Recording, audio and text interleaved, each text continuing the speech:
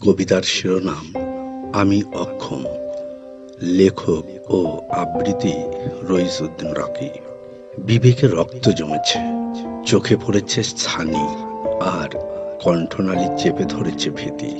আমি হাজার বসন্ত দেখেছি, দেখেছি সমুদ্রের ঢেউ, মহাকাশ হতে ছুটে আসা উল্কা। আমি মহাপ্রলয় দেখেছি, দেখেছি উত্তপ্ত মরুভূমির প্রান্তর। আমি সবুজ শ্যামল ফুলে ভরা দিগন্ত দেখেছি, চাপা বুকে ধ্বংসকে স্বাগত জানিয়েছি। দানবের দাসত্ব মেনেছি, দানবকে দিয়েছি সর্বোচ্চ আসন, আর আমরা হয়েছি দাস।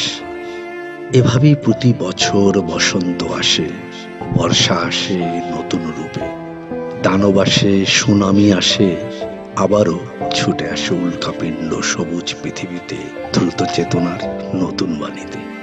পুনরায় আবার উৎফুল্ল হয়ে হাসে, হাসিতে অতীত মুছে যায়। স্বাগত জানাই দৈত্য দানবকে, সহস্র বসন্ত। এটাই দেখতে দেখতে আজ আমি অক্ষম, মুমূর্ষু।